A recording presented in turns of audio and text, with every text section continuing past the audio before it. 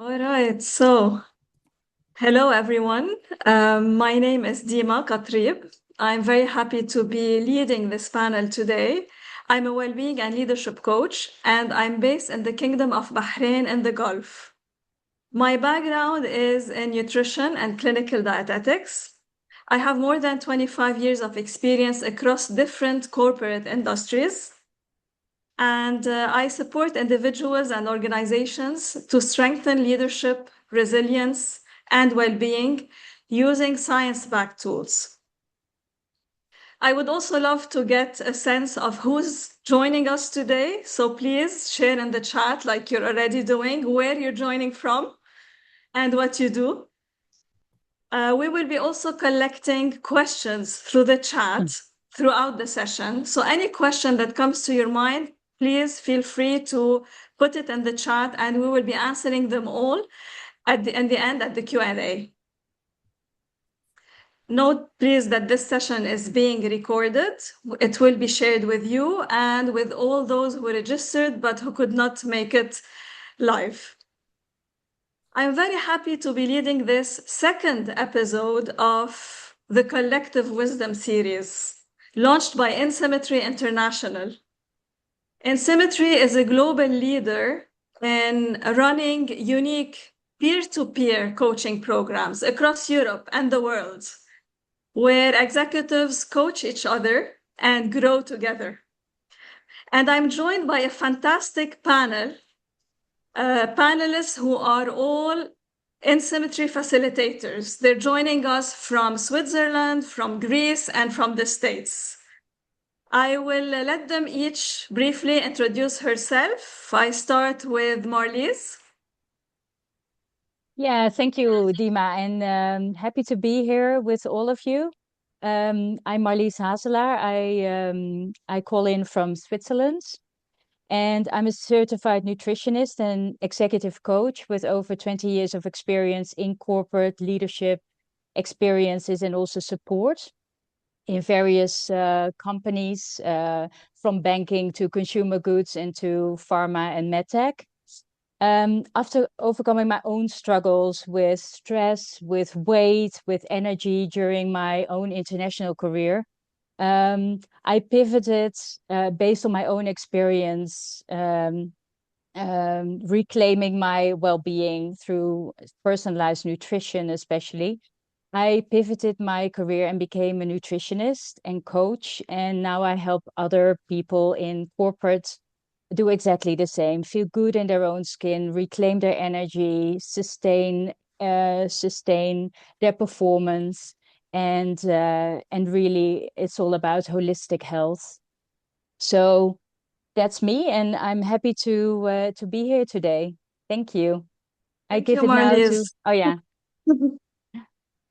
Go ahead. Thank you, and can't wait to hear more about your experience and your story. I leave it now to Mitra from the States. Hello, everyone. My name is Mitra Golem. I am based in the Washington, D.C. area. I have several years' experience as an executive and leadership coach, as well as a team coach.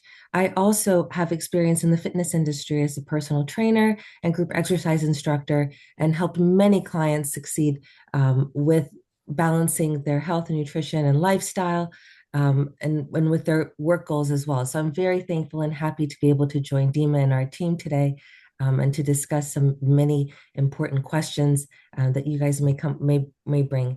And I will pass it to Stella. Thank you, Mitra. Thank you so much, Mitra. Thank you, Dima, for inviting me to share my personal and professional experience on the matter.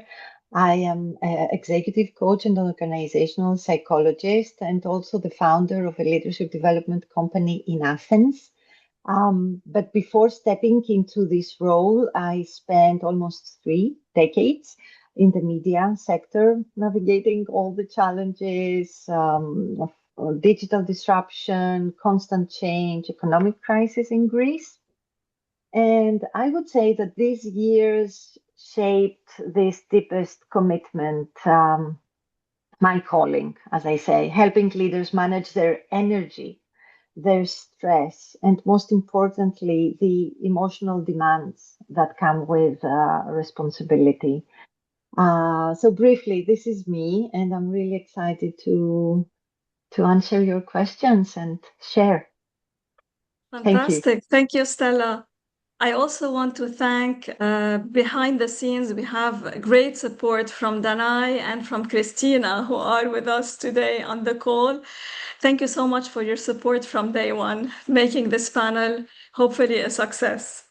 Now, before we jump into our topic, fueling executive performance, I would like to share with you a very brief presentation, around 5 slides, to give you a background on the topic we will be discussing with our panelists.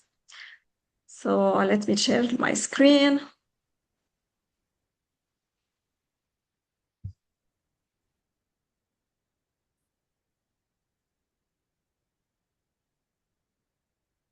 Can you see my screen? Perfect. Fueling executive energy. It has always fascinated me as a dietitian how an organ as small as the brain, which makes up only 2% of our body weight, can use up to 20% of our daily energy. 20% of the calories we spend a day are spent by the brain.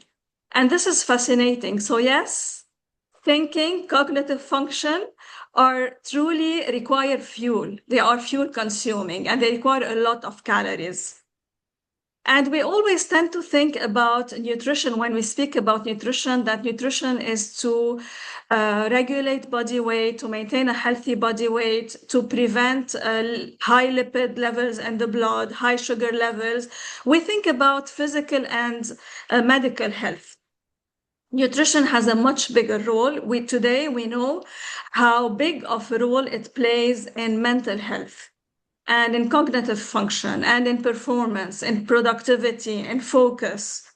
And hopefully we will shed a light on the role of nutrition with Marlies, with Stella and Mitra.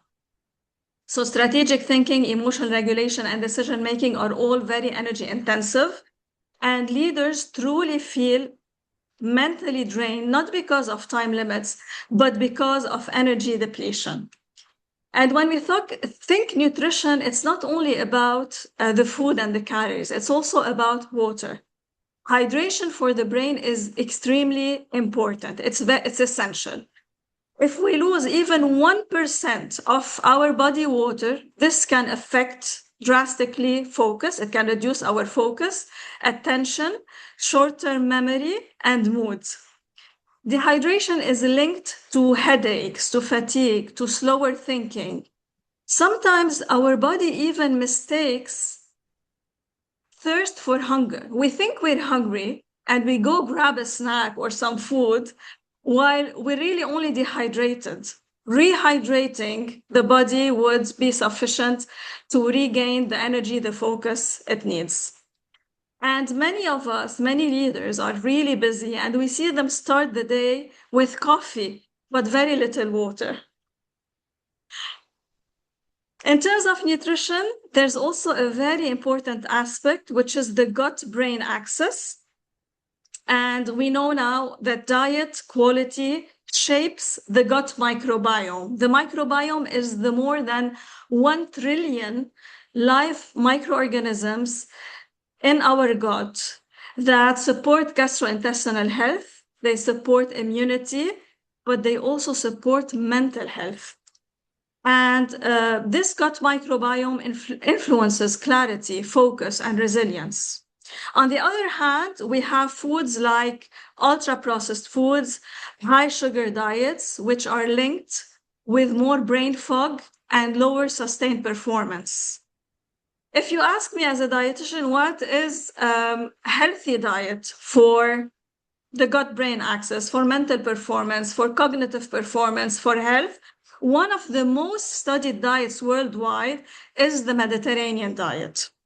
Mediterranean style eating, which includes a lot of fiber through fruits, vegetables, legumes, whole grains, plants, healthy fats like olive oils, avocados, fish. This type of diet supports steadier energy and sharper thinking. So since we spoke about sugar and how it can affect our mental performance, high sugar foods and drinks cause sharp glucose spikes, which are then followed by big drops. And these swings drive fatigue, they drive brain fog, and we become more reactive in tough conversations, in challenging situations. So managing added sugar helps stabilize energy and decision quality across the whole workday. Here we can look at two factors. We can look at how much sugar we consume in total and refined carbs, because this also contributes to the sugar spikes. And also not only the quantity, but how we have it, depending on what we have before it, what time of the day, what we're eating with it, it has a huge impact on these spikes. And of course, in addition to nutrition, today we are shedding a light on mindset. Nutrition sets the biological baseline, the brain fuel, inflammation, metabolic health. But mindset drives how leaders respond to pressure and what they reach for also to keep going, to fuel themselves. So performance is the result. Clear thinking, consistent behavior, and better business outcomes feeding back into daily habits. I will stop sharing the presentation. This was to give you a very quick introduction and background to our topic today. And now I will start asking my questions to, I will start with Stella because I want to start with mindset. So Stella, based on your personal and corporate experience, how important do you think it is to address mindset? Thank you, Dima, for the question. Because for me, mindset is not just important, it is foundational. And I say this basically based on my lived experience. And as I mentioned before becoming a coach, I spent 27 years in corporate leadership, and I was managing many roles at the same time. A mother, a wife, a high achiever, a high flyer, and all these roles came with a cost. If you allow me, I will share just a little bit of my story with which I really hope you will not relate, and that I'm just the only person in corporate that has ever lived this. Please do. My mindset back then was very simple, and it was very straightforward. Go as fast as possible, Formula One speed. If you stop, you don't perform. If you stop, someone else will outrun you. Or if you stop, even to refuel, you just lose. So I treated myself like an F1 car without the care. Pit stops were only for 3 seconds, then back at full speed, no rest, no pause, no reflection. And somehow stress started feeling normal. My phone was always on, my manual was running. And in that state, the only person to forget was myself. So my daily rhythm was what? Was sugar from the cafeteria, endless espressos, little water, even exercise. I was exercising, but it was like part of my task list of every day, which was causing me even more stress. But life knows best. So I had a checkup, a yearly checkup. So I was meeting my doctor, fortunately, a friend of mine, who looked at me first at my results, and she said, Stella, do you really want to see your daughters grow up? And this felt like this was a huge blow to me. Oh. But instead of reflecting, I got really angry, and I told her, don't they teach you empathy in medical school? And that reaction alone showed me that I was depleted. I was reactive. I was not responsive. I was defensive. And of course, I burnt out. And burnout looked like 3 months away from work, 3 months with no communication, no problem solving, no managing. 3 months outside of all this framework, but with the support of a GP, with the support of a therapist and a coach, I slowly remembered the basics that I am a human being with limitations. I have never allowed myself to know that. So I reframed, and the question I'm carrying with me is, who do I really want to be? Who do I really want to be as a leader, as a wife, and as Stella? Because I was performing. Oh, yes, I was performing, but I was performing in extremes. It was like I was running a marathon, but in a sprint mode. So my decision making was foggy.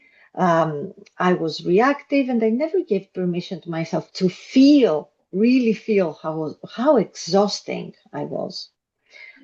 So to your question, how important it is to address this mindset, I believe it's everything, because it shapes clarity as a leader and as a person, and it shapes decisions, and it informs emotional regulation and relationships, not just at work, but also at home, with friends, with family.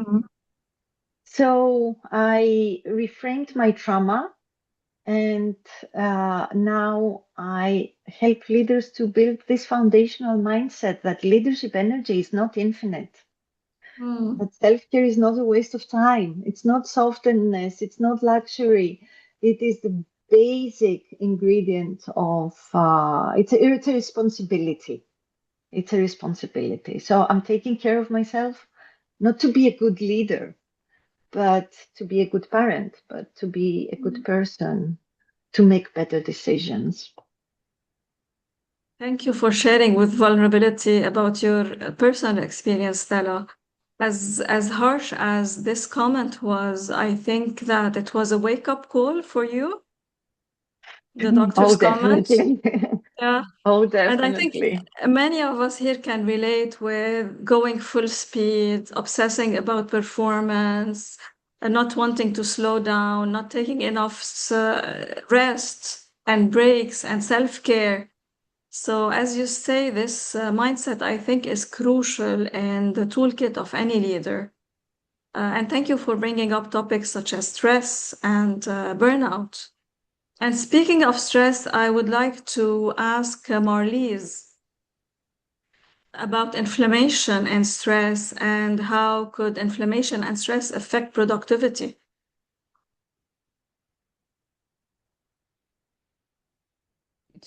Unmute. Yeah, I mean, there is really thank you for this question, Dima.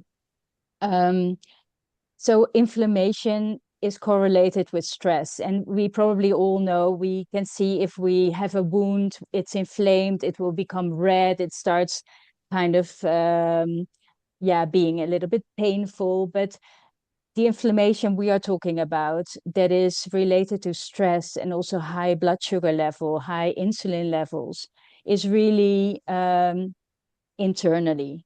And very often it has become, inflammation is something that you can hardly detect on the outside, but you can feel it, for instance, as a sign, as a symptom. For instance, there are so many people that have brain fog. It was already mentioned, who are continuously on, who who do not realize that they sometimes also have to pause, who have maybe indigestion, bad sleep, feel bloated, have eczema, all kinds of digestive discomfort, high blood pressure, metabolic syndrome, but also rheumatism and osteoporosis are signs of inflammation. And what I also want to point out, inflammation is is also the root cause of cancers. So it is not a small thing. And what is good about it is that when you can bring down the stress levels, because inflammation is caused by what you already mentioned, Dima, refined sugars, high blood pressure high blood sugar spikes, high insulin spikes. Your body starts to have to manage it. And if your body is continuously managing these highs and lows, and you can imagine it, you become stressful from the inside out, apart from the things that are already on your plate. So it just adds to it. And so, yeah, there is really a connection between busyness, having a lot to do, but also what you eat has an impact on the levels of stress, the levels of inflammation. And you can do something about it. That's the most important message. And how Is did you that come to work around this, Marlies, yourself? this What topic? made you get interested in working with inflammation, nutrition to support leaders? Yeah. Well, I could relate to Stella's story of adding more and more and more to your already busy life, and I was really doing a lot more. I was hitting the gym at 6 o'clock, getting up at 5 o'clock, not to disturb my family life, and get my kid at 4 o'clock again in the afternoon to be able to, feed him, wash him, do everything. And I was just adding so much more and also so much stress to my daily life that I was really getting struggle with my energy levels, and also I was really feeling drained, but also my weight just became bigger. I just became bigger. And I thought I was doing everything right. So I was hitting the gym, I was doing everything, but it wasn't until I had almost given up, and I had almost thought, this is just the way it is. This is how I need to live. Until I came into contact via a coworker with a personalized nutrition program that was based on blood work. It was science backed, and I decided to really go all in, and I concentrated only on my nutrition. And what happened next was really the weight just came off. I didn't have to add more. I could really focus and subtract rather than add. And that is, I didn't know I could feel this good in my body, having this busy life. And I really made it a point. I said, this is what I want to do. This is, if I can feel this good, other people can feel this good too. Yeah, yeah. And that is how I entered nutrition school. And the moment I had my diploma, I went full in with this work. So it's a big passion from me. So yeah. Thank you for sharing, Marlies. And like you said, inflammation is not always visible. Sometimes, if it's a wound, if it's superficial, we can see it, we can feel it. But the inflammation that we do not see is the more dangerous one. And inflammation is linked to most of the top 10 leading causes of death worldwide. It's linked to most of the chronic diseases we know, whether it's cancer, whether it's heart disease, whether it's high blood sugar, high blood pressure, all of them, even Alzheimer's and dementia. Alzheimer is now called type 3 diabetes.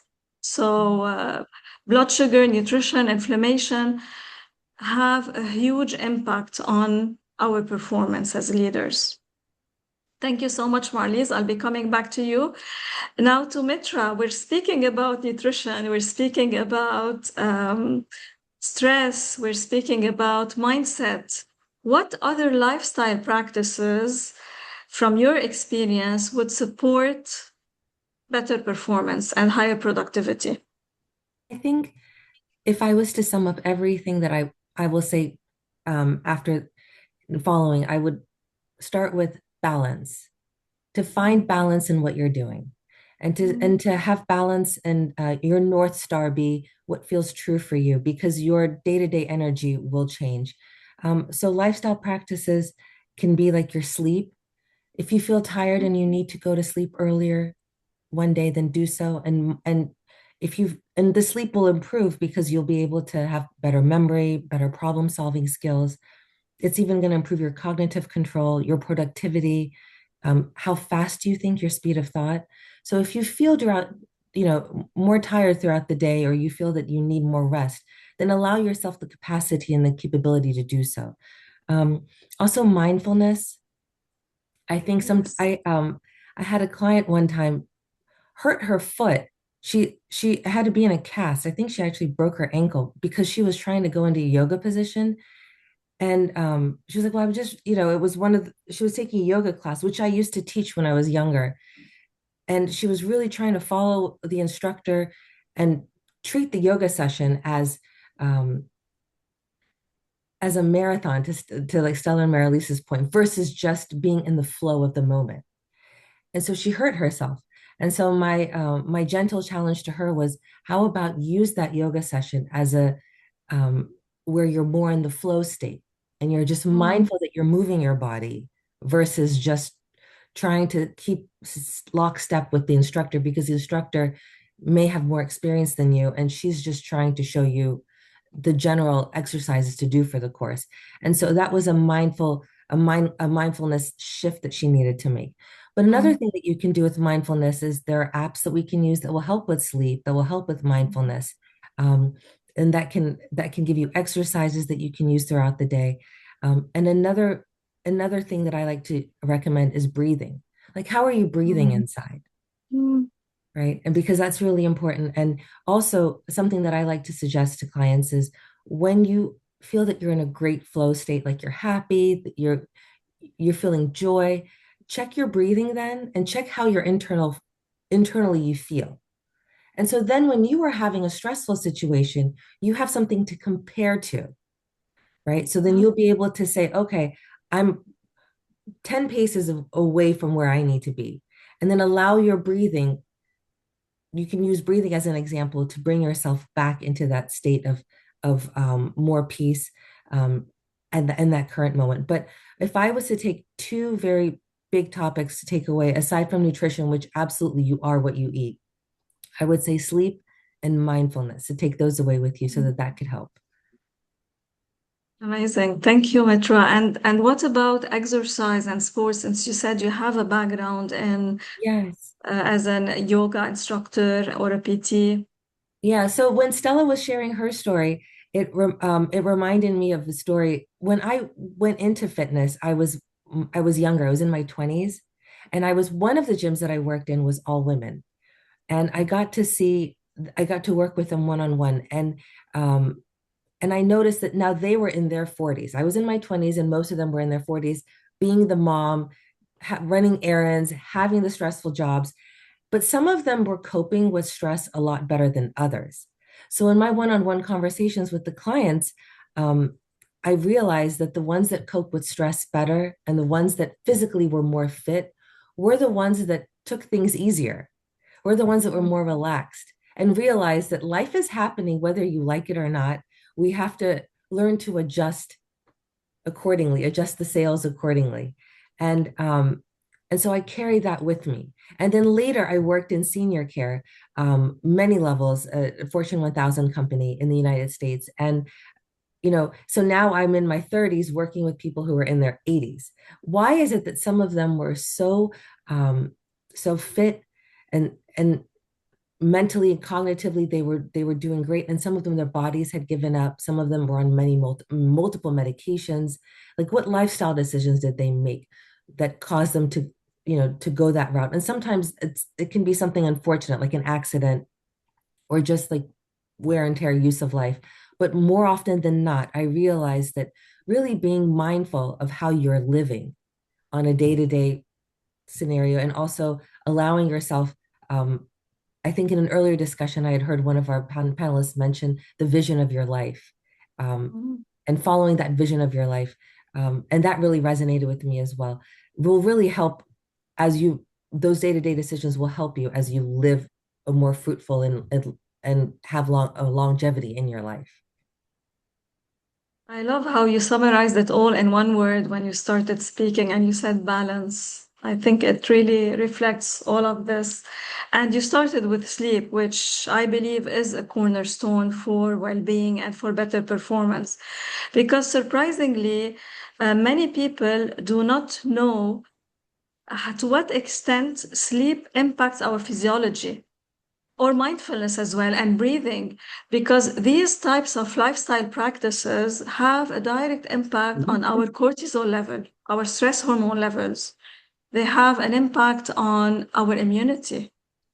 Even one night of poor sleep is enough to seriously impact our physical performance. Athletes know this very well, and I think, Mitra, you have experience in this domain, but also cognitive performance. With one night of poor sleep, our anxiety levels can increase by up to 30%. And this is big. So sleep is part of it. It's part of this holistic approach to well-being that is important to fuel executive performance.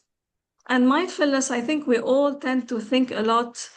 We spend a lot of energy and time thinking about past events and also planning for the future. We rarely give enough time to the present moment.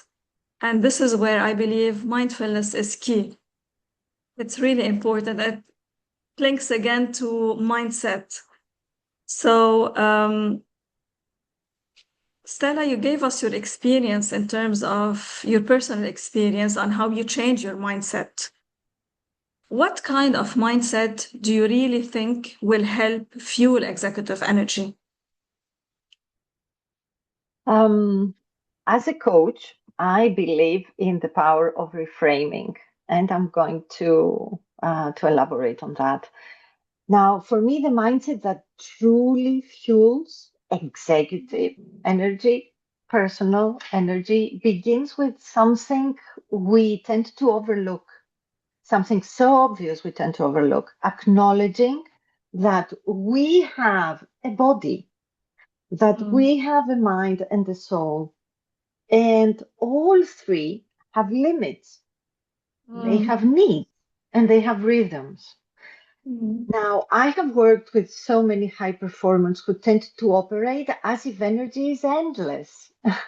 But sustainable leadership starts the moment we recognize that we have boundaries, that we're human and we have boundaries, and we choose to honor them instead of constantly overriding them.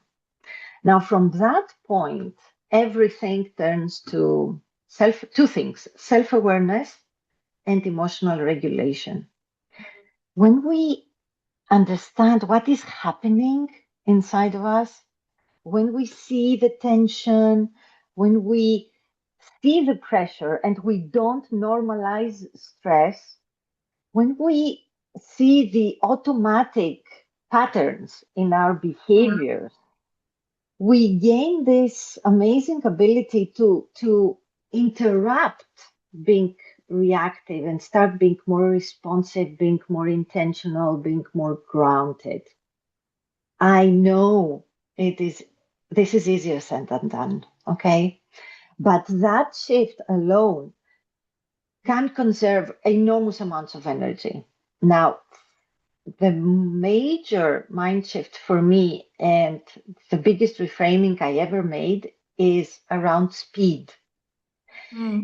And it can be counterintuitive. I know we all grow up like with the belief faster means better, more efficient, more effective. If you go faster, you can do more, achieve more than someone who goes slow. But this is a stereotype. And I strongly believe in slowing down to step up.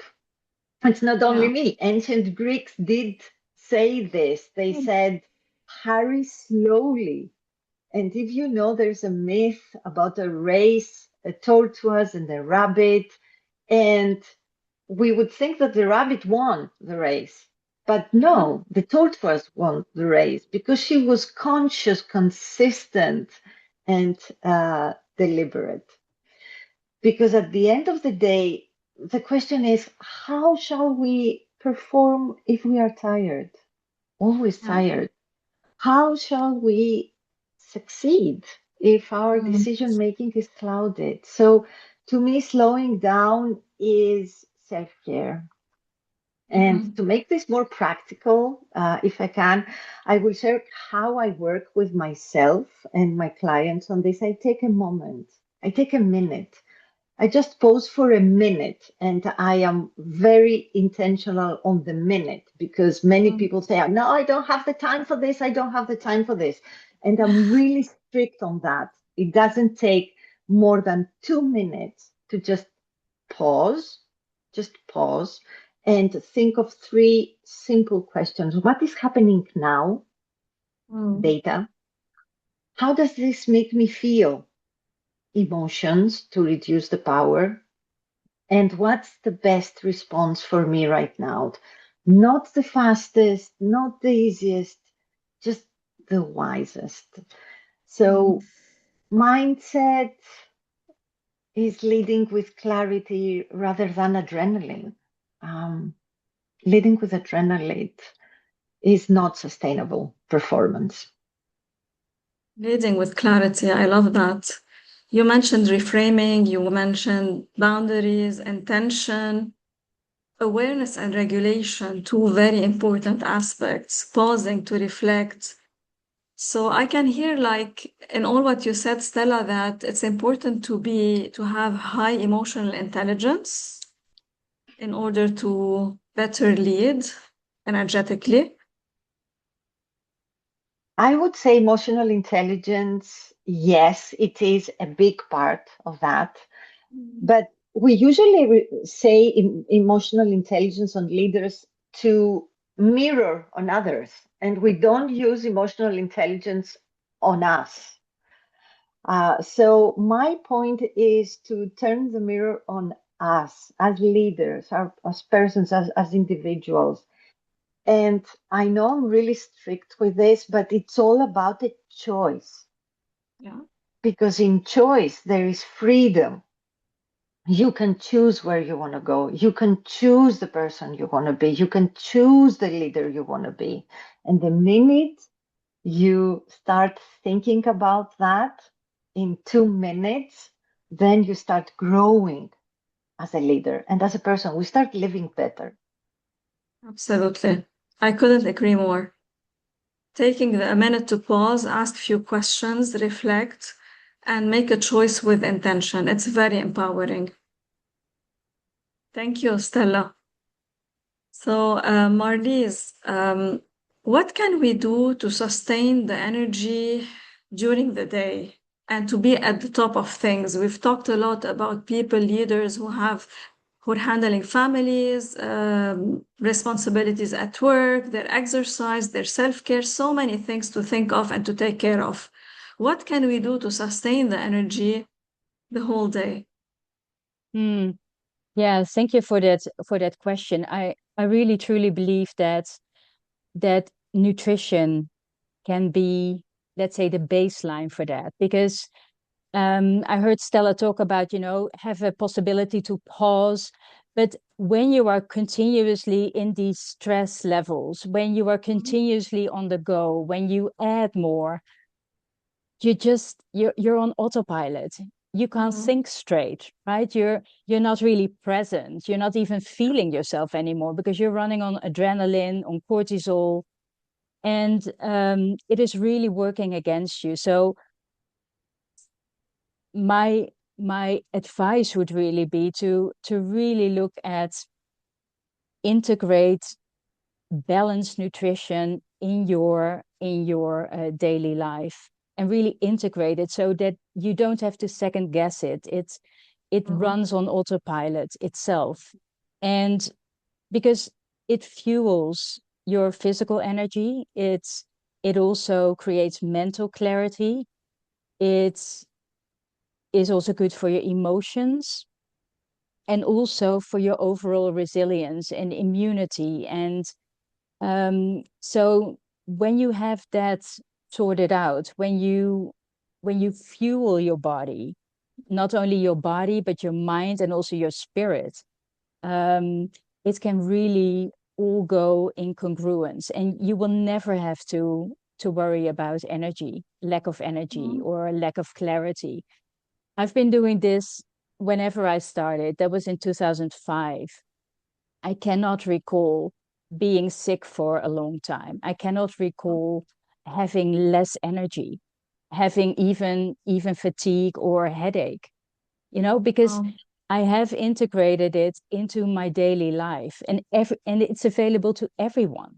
It is not difficult, but I think you have to create systems, repeatable systems for yourself, to create a certain calmness, because food and nutrition can calm or harm your system.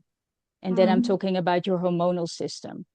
So the moment you start using that as a baseline, and if there is time, I can also give some tips around that, it will already create calmness in your mind. So you are able to pause. You are disrupting the autopilot behavior.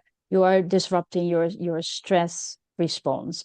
And you are able to, and that is also something that Stella said, you have the freedom to choose. You're not reacting to cravings. You're not reacting to low blood sugar levels. You're not getting aggressive. I need something now. Maybe some of you can relate to that. But you are in a beautiful wave. You are using your hormonal system to extend the energy to, it feels almost limitless. So I think that as a basis, the better you integrate it, the better you have it run on autopilot. You know what works. It's repeatable. It's a system. The better you are able to make a choice, the better you are able to know, okay, which buttons to turn, right? To really take control and no longer react, but really take control from the inside out, because you feel better. You are more relaxed. You are more calm. And what advice would you give, Marlies, as for integrating this balanced nutrition into our life, make it an integral part? What kind of advice can you give us? Yeah.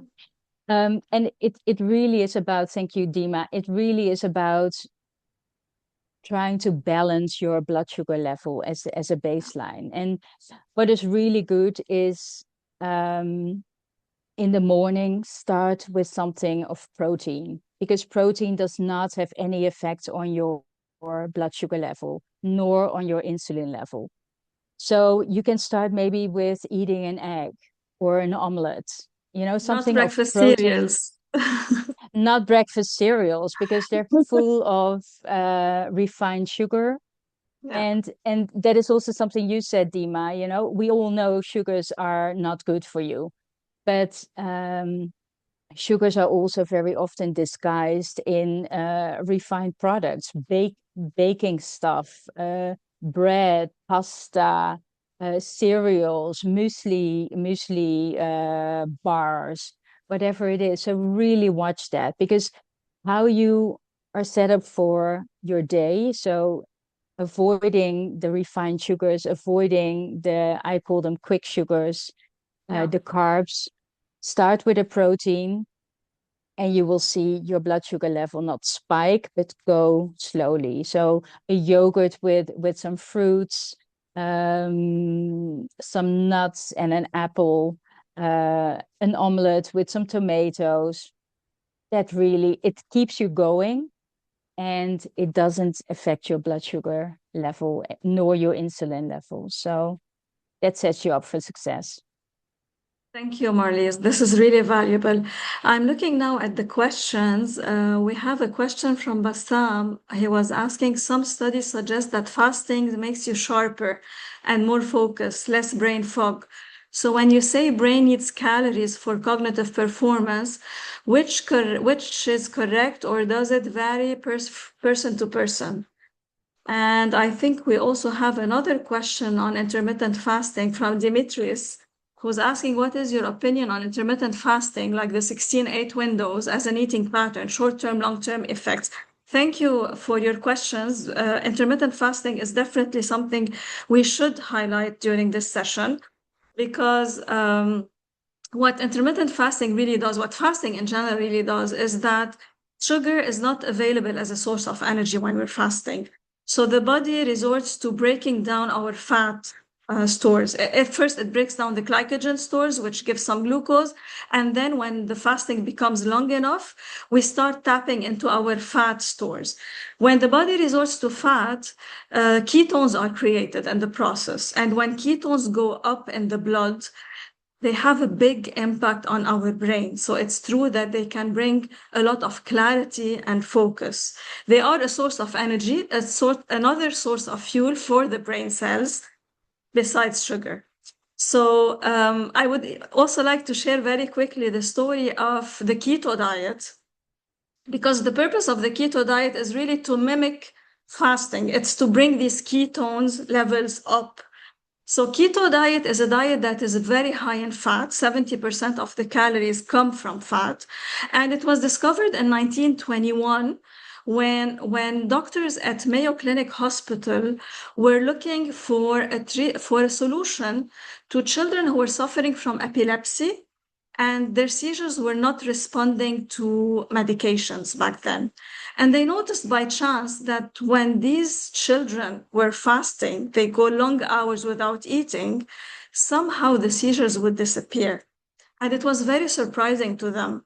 And they started researching this, and they found out it's because of the ketones. Ketones can stop the seizures. And during the last 10 years, psychiatrists decided to go further. They asked, if ketones can stop the seizures in the brain, what else can such diets do? So we're talking about diets that are very low in carbs, extremely low in carbs, and very high in fat.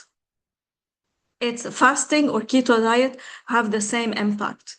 And now today, some of these psychiatrists are using this type of diet for patients who suffer from severe cases of depression, schizophrenia, and bipolar, and who are not responding properly to medications. And they're getting fantastic results. So yes, intermittent fasting can be very healthy. It can decrease inflammation in the body, increase clarity. It's not for everyone. I would say, please check with a healthcare professional, a dietitian, a doctor who is knowledgeable in the field. Because, for example, if some people suffer from eating disorders, intermittent fasting is not ideal for this kind of profile. So it doesn't work the same for everyone. And now there are more studies also that men can tolerate better fasting than females. So for females, the recommendation is going towards a 14-hour window, not a 16-hour window. Because if a female exercises in the morning while she's fasting and she exceeds the 14 hours, she will more easily tap into her muscle mass as a source of energy. And we don't want that. Because with age, we start losing our muscle mass. This is called sarcopenia. It's a condition that happens naturally with age, but luckily we can do something about it. We can work on preventing the big muscle loss that happens with age. And this is critical not only for good health, it's also critical for brain health, for preventing dementia and Alzheimer's. So how do we maintain our muscle mass? Two things: resistance training and consuming enough protein. We need these two criteria in order to maintain this muscle mass. So thank you very much for the questions related to the intermittent fasting. I hope this clarifies what you wanted to know. If there's anything I didn't address, please ask again. What else do we have? I think also Dana is putting on the chat important information for everyone. Thank you so much for that, Dima. I mean, this was so insightful, and I have learned so much from you. Now, I My just wanted pleasure, to share. Stella. Likewise. Thank you so much.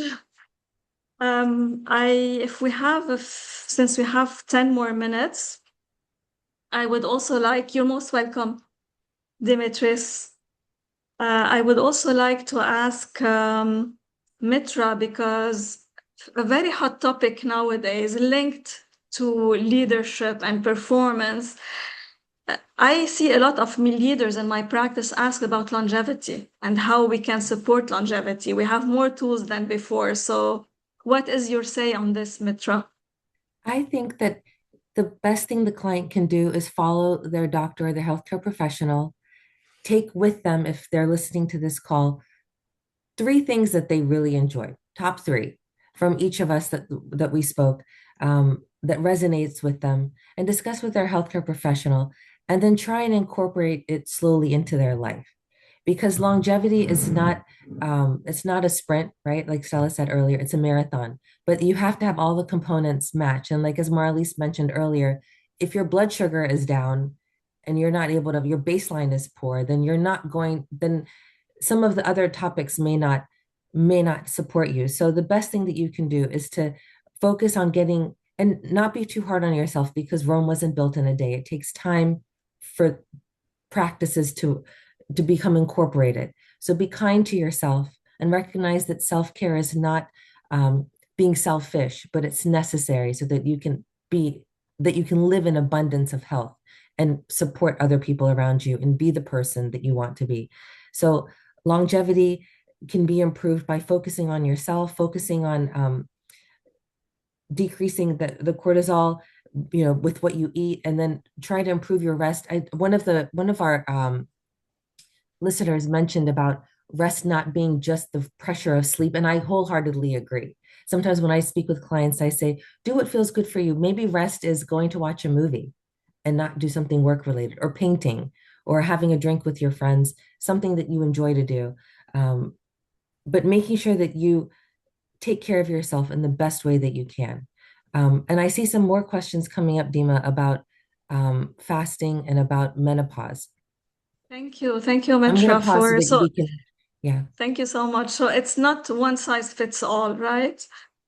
No, not at all. And you have to make sure that you follow because everyone has family history, everyone has lifestyle, how they've been living, their blood tests can, their blood type. There are many factors that come in. So you have to, and it can also be trial and error. Like what works best for one may not be best for other. And the age that, for instance, Elda asked a question about women going through menopause, the age that a woman or a man can be in their life with their risk factors, societal, emotional, like physical. That's why a physician will ask, medical history, family history, what other things have they seen in the family? Because all of those play factors. There is no one size fits all.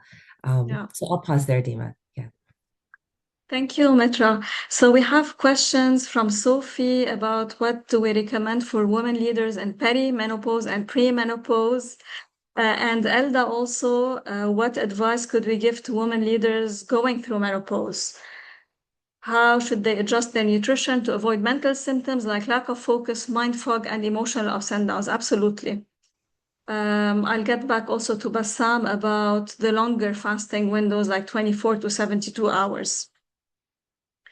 For perimenopause, we know that this period is pretty long for women. It can go up to 10 years before menopause. And the symptoms can really affect daily functioning, from becoming extremely reactive, less emotionally resilient. Brain fog is also very real. Insomnia, the hot flashes, all of this. So if I were to summarize in few points, I would first focus on preventing muscle loss. So the tips I already gave about doing resistance training and making sure you're having enough protein on a daily basis. This is key because we know that the size of our muscles is correlated to the size of our brain, and it promotes neuroplasticity. It prevents brain fog. I love the work by two well-known neuroscientists, the Sherzai couple. They have created an acronym called NEURO. I will write this in the chat, NEURO. So N is nutrition. It's everything we talked about today. Regulating the blood sugar spike is key, and having enough protein. This is for the N. E is exercise, and with a focus during this period more on strength training and not going too extreme with cardio. Cardio is very important, but cardio in perimenopause can increase cortisol levels, and this will make it difficult to lose the belly fat we have. U is for unwind. So it's everything related to stress management. And we can put under it mindfulness and meditation, mindfulness meditation to better manage the stress. R is rest. It's sleep, and it's all the different types of stress that Mitra talked about today. And I would put two things under O: optimization of the brain. Under O, I would put the social connections, having a good support system. This is key also for well-being and for brain function, and learning something complex, a new musical instrument, a dance. Personally, I use learning languages. I'm learning my 6th language right now. I found it a fantastic way to optimize my brain. So I think Marlies has her hand raised up. Yeah, exactly. Maybe with regard to stress, etc., and the spike in cortisol that many women in perimenopause and menopause have, and which it shows on the belly especially. It really also has to do, I think, with the things that used to work no longer work. And that adds additional stress to your system, because if you don't know what used to work, if you don't have your system in place anymore, that is what adds to the stress. So it is absolutely true what you mentioned about neuro, but go back to maybe checking your nutrition, go back to some basics and take it from there. Yeah. That's an additional point I wanted to just make. And nutrition is the very first point, the very first N in neuro. So it all starts with nutrition, right? Yeah. And it extends to mindset, to everything we talked about stress management, preventing burnout. Sophie is asking, starting and managing a business is complex enough? Yes, I guess so, Sophie. You made me smile. Bassam, what about 24 hours to 72 hours fasting? Yes, like I said, it's better to check with a healthcare professional because it's not feasible to everyone. The person might need to do some adjustments in their type of exercise, what they do. It's more recommended for males than females, again. So it's highly individualized. Let me check what other questions we have.